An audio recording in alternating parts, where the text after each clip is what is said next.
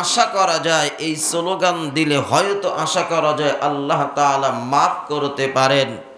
কিন্তু আমি সারা জীবন আমি মিথ্যা বললাম, গীবত করলাম, শিকায়েত করলাম, পরনিন্দা করলাম, মসজিদের টাকা মেরে খাইলাম, ভাড়াটিয়াদের টাকা মেরে খাইলাম, এরকম ভাবে জামানত দোকানের অ্যাডভান্স মেরে খাইলাম, এরকম ভাবে অন্যের হক নষ্ট করলাম, ভাইদের হক নষ্ট করলাম, বোনদের হক নষ্ট করলাম, দেশের হক নষ্ট করলাম, আমানতের খেয়ানত করলাম, আল্লাহর বিধান পালন করলাম না, নামাজ আদায় করলাম না, এরকম ভাবে রোজা আদায় করলাম না, মিথ্যা কথা বললাম, গীবত করলাম, শিকায়েত করলাম, সব ধরনের জিনা, ব্যভিচার, পাপাচার, অশ্লীলতা, বেহায়াপনা, লালিল্যপানা করার পরে তাম পৃথিবীর সমস্ত মুফতি, মুহাদ্দিস, মুফাসসির, হাফেজ কোরআন, আলেম, হাজি, গাজী, মুজাহিদ সবাইকে নিয়েও যদি ওই কবরে রাখার সময় বিসমিল্লাহি ওয়া ফি সাবিলিল্লাহি ওয়া আলা মিল্লাতি রাসূলিল্লাহ পড়ি আর বলি, খোদার কসম এক চুল পরিমাণ কোনো লাভ হবে না। সেই জন্য আসেন দুনিয়ার জমিনে ইসলাম আর ঈমান এমনি আসে নাই। সাহাবাই কেরামদের সাথে সামনে কোরআন সরাসরি নাজিল হচ্ছে, কোরআন সরাসরি নাজিল হয়, দেখতেছে সাহাবাই কেরাম কোরআন নাজিল হইতেছে, সাহাবাই কেরামদের সামনে আল্লাহর রসুল বিদ্যমান, আল্লাহর রসুল হাজির, আল্লাহর রসুল সাহাবাই কেরামদের সামনে হাজির, আল্লাহর রসুলের সামনে জান্নাতের সুসংবাদ প্রাপ্ত সাহাবাই কেরামরাও হাজির, আল্লাহর রাসূলের সামনে সাহাবায়ে কেরামদের সাথে আল্লাহর পক্ষ থেকে দূত জিবরাইল আলাইহিস সালাতু ওয়াস সালাম এরা হাজির, উপস্থিত।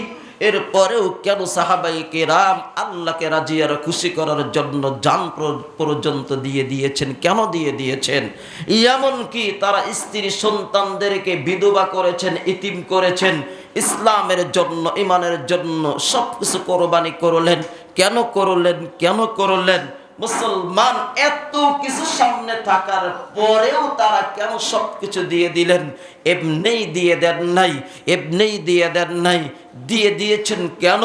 আল্লাহকে ভালোবেসেছিলেন, রাসূলকে ভালোবেসেছিলেন, আল্লাহ এবং আল্লাহর রাসূলকে রাজি আর খুশি করার জন্য তারা সবকিছু কোরবান বিসর্জন দিয়ে দিয়েছেন। ইসলামের জন্য জান, প্রাণ, শরীর, দেহ, মন, অন্তর সব দিয়ে দিয়েছেন। কেন দিয়ে দিয়েছেন? এমনি নয়, আল্লাহকে রাজি আর খুশি করার জন্য। কাকে? সবাই বলুন। মুসলমানি বান্দা কথাগুলো দিল দিয়ে শোনো রে ভাই। সাহাবায়ে কেরামদের মধ্যে অন্যতম একজন সাহাবী ছিলেন। কাফের বেঈমানদের জুলুম আর নির্যাতন যেই সমস্ত সাহাবায়ে কেরাম মানসিক জুলুম আর নির্যাতন, শারীরিক জুলুম আর নির্যাতন, কাফের বেঈমানদের জুলুম আর নির্যাতন সয়েছেন, ধৈর্য ধারণ করেছেন, সহ্য করেছেন, এমন সাহাবায়ে কেরামদের মধ্যে অন্যতম একজন সাহাবী ছিলেন যার নাম ছিল হযরত খাব্বাব রাদিয়াল্লাহু তাআলা আনহু। নাম কি? জোরে বলুন, নাম কি? হযরত খাব্বাব রাদিয়াল্লাহু তাআলা আনহু শুরুর দিকের মুসলমান ছিলেন। 5 থেকে 6 জনের ভিতরেও সে একজন সাহাবী ছিলেন, মুসলমান ছিলেন। মুসলমানদের মধ্যে সর্বপ্রথম পুরুষদের মধ্যে ঈমান এনেছিলেন হযরত আবু বকর সিদ্দিক রাদিয়াল্লাহু তাআলা আনহু। নারীদের মধ্যে সর্বপ্রথম মা খাদিজাতুল কুবরা রাদিয়াল্লাহু তাআলা আনহা এরকম 5 থেকে 6 জন যারা শুরুতে ঈমান এনেছিলেন, এদের মধ্যে অন্যতম ছিলেন হযরত খাব্বাব ইবনে আরাত রাদিয়াল্লাহু তাআলা আনহু। মুসলমানি বান্দা, কথাগুলো দিল দিয়ে শোনো রে ভাই। হযরত খাব্বাব রাদিয়াল্লাহু তাআলা আনহু সে নিজেই আল্লাহর নবীর জবান মুবারকের কোরআন তেলাওয়াত শুনে নিজেই ইসলাম ধর্ম গ্রহণ করেছিলেন। কার মুখের কোরআন তেলাওয়াত? আল্লাহর নবীর জবান মুবারকের কোরআন তেলাওয়াত শুনে হযরত খাব্বাব রাদিয়াল্লাহু তাআলা আনহু ইসলাম ধর্ম গ্রহণ করেছিলেন। মুসলমানি বান্দা, কথাগুলো দিল দিয়ে শোনো রে মুমিন।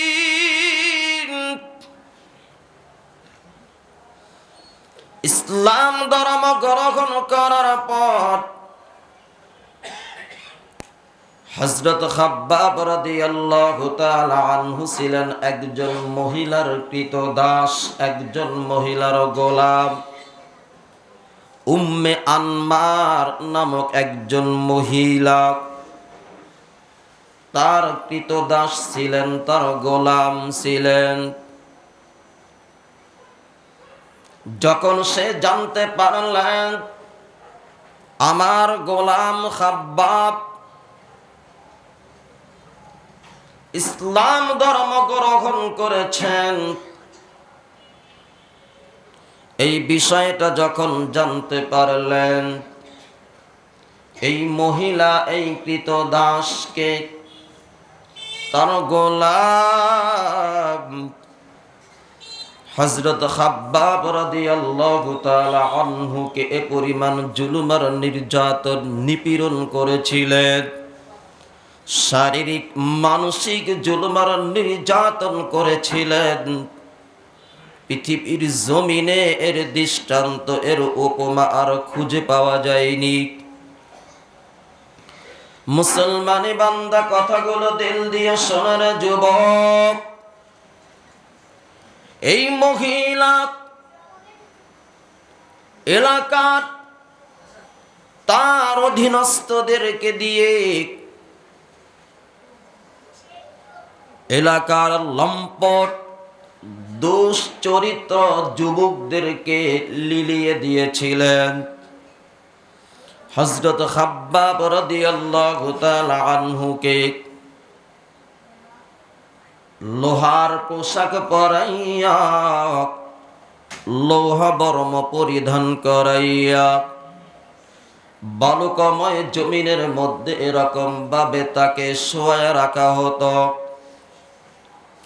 দিনের পর দিন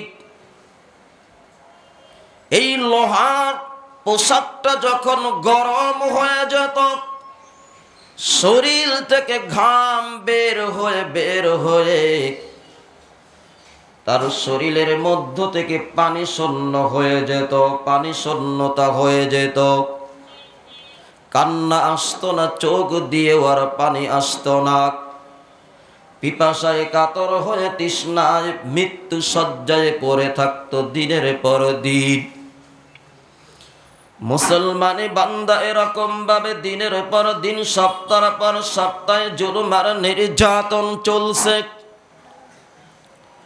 শুধু তাই না রে মুমিন, হযরত খাব্বাব রাদিয়াল্লাহু তাআলা আনহুকে এরকম ভাবে খালি শরীরের মধ্যে, শরীর থেকে পোশাক পরিধান সব কিছু খুলে বালুকাময় জমিনের মধ্যে রাখতেন। মরু প্রান্তের জমিন, এই বালু গরম হতে হতে এক পর্যায়ে তার শরীর পুড়ে যেত। শুধু তাই না রে মুমিন, হযরত ওমর ফারুক রাদিয়াল্লাহু তাআলা আনহু যখন খলিফাতুল মুসলিমিন হলেন, খাব্বাব রাদিয়াল্লাহু তাআলা আনহুকে যেই পরিমাণ জুলুম আর নির্যাতন করা হয়েছে, ওমর ফারুক রাদিয়াল্লাহু তাআলা আনহু খাব্বাবকে বললেন, ও খাব্বাব, তোমার মনিব তোমাকে যেই পরিমাণ জুলুম আর নির্যাতন করেছে তার বিবরণ দাও।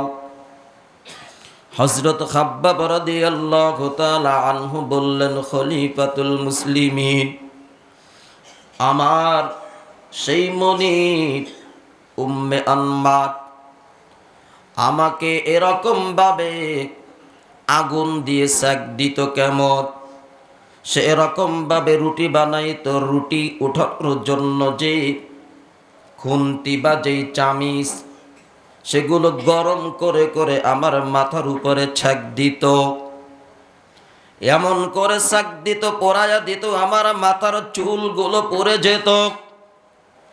শুধু তাই না, খলিফাতুল মুসলিমিন, আমি খাব্বাবকে পুরা শরীর থেকে কাপড় চোপড় খুলে আগুনের কয়লার উপরে আমাকে শোয়ায়া রাখত,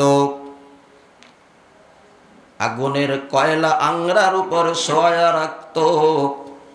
আমার শরীর থেকে এরকম ভাবে রক্ত আর শরীরের তেলগুলো বের হয়ে আগুনের কয়লাগুলো নিভে যেত। খলিফাতুল মুসলিমিন, দেখেন আমার কোমরের দিকে তাকান, আমার কোমরের মধ্যে কোনো গোস্ত নাই, শুধু হাড্ডি আর হাড্ডি।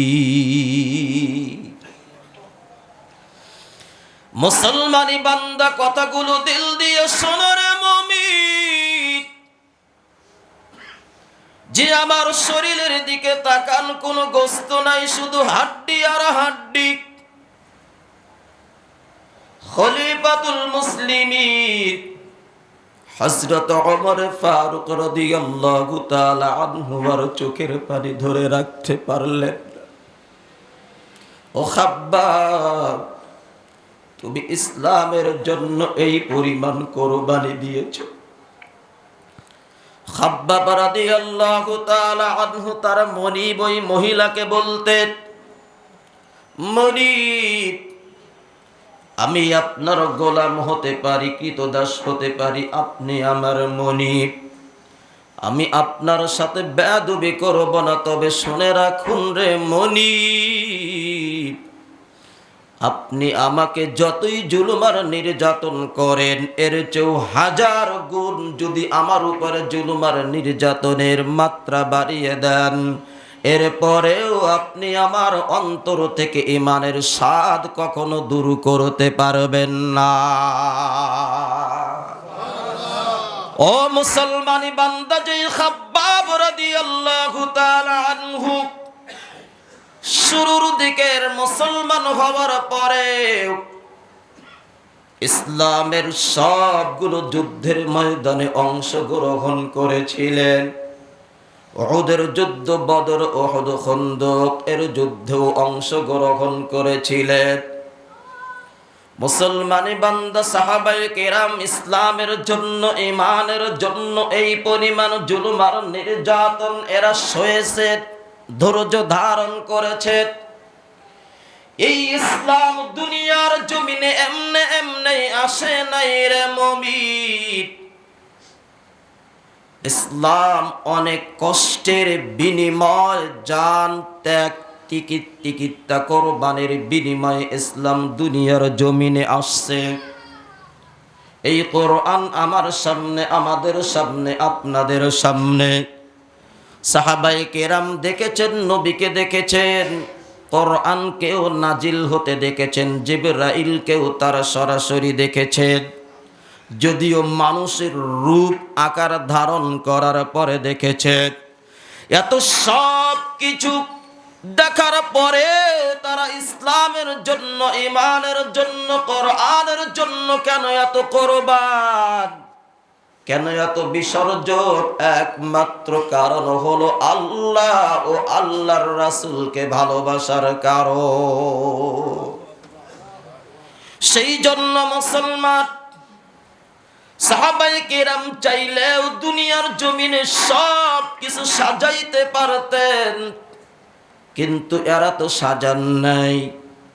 আজ থেকে 50 বছর পূর্বে আপনি তাকান মাদার টেক, নন্দীপাড়া, অত্র এলাকার জমিনগুলো কত টাকা কাটা ছিল। আজ থেকে 50 বছর পূর্বের দিকে তাকাইলে হয়তো 2-3 হাজার টাকা কাটা। সত্য না মিথ্যা বলছি? কথা বলেন না কেন? এরকমই তো নাকি? নাই 5,000 টাকাই কাটা, এর বেশি তো আর না। হ্যাঁ, কিন্তু এখন কত? কথা বলেন না, এখন কত? 1 কাঠা জায়গা, বর্তমান যেখানে বসে আছি 1 কাঠা জায়গার দাম 60 থেকে 70 বা 80 লক্ষ টাকা। কথা বলেন না কেন?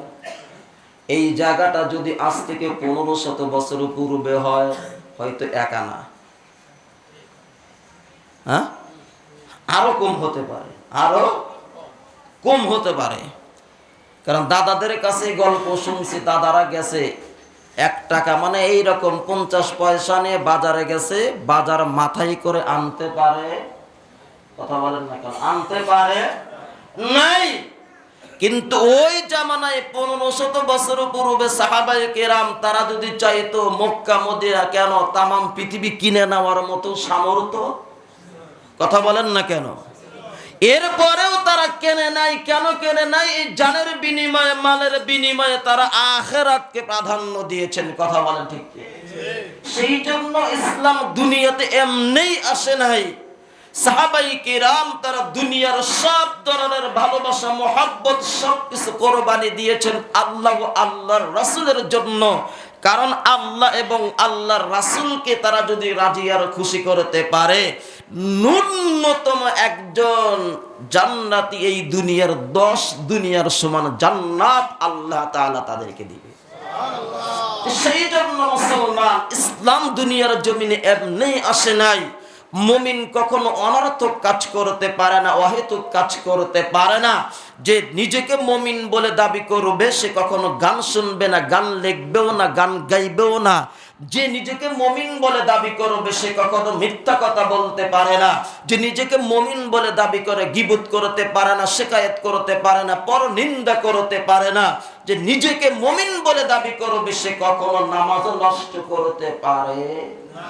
যে নিজেকে মুমিন বলে দাবি করবে সে কখনো অন্যের উপরে জুলুম আর নির্যাতন করবে না। যে নিজেকে মুমিন বলে দাবি করবে মাদ্রাসার টাকাও মেরে খাবে না, মসজিদের টাকাও মেরে খাবে না, ইতিমদের টাকাও মেরে খাবে না, আমানতের খিয়ানত করবে না। মুসলমান, সেই জন্য যদি আল্লাহর আদালতে নিজেকে মুমিন বলে পরিচয় দেন, তাহলে জীবনটা এখান থেকে আপনার আমার সাজাইতে হবে। এছাড়া বাঁচার কোনো উপায় নাই। না, দুনিয়া হয়তো চাপাবাজি করে আপনি চালায়া যেতে পারেন, চাপাবাজি করতে পারেন, নেতা হতে পারেন, খেতা হতে পারেন, এই হতে পারেন, সেই হতে পারেন, কিন্তু আল্লাহর আদালতে এগুলো চলবে? কথা বলেন না কেন? চলবে না। সেই জন্য আল্লাহ বলতেছেন 18 নম্বর পারা সূরাতুল মুমিনিনের আয়াত, আল্লাযীনা হুম আনিল লাগবি মুরিদুন। সেই জন্য আপনাদের হাতে ধরে পায়ে ধরে অনুনয় বিনয় করে আপনাদেরকে এটাই বলে যাচ্ছি, আপনার সামনে কোরআনের আয়াত, আপনি একটু আয়াতের সাথে আপনাকে মিলাইয়া নেন, আমি আমাকে মিলাইয়া নেই, আপনি আপনাকেও মিলাইয়া নেন।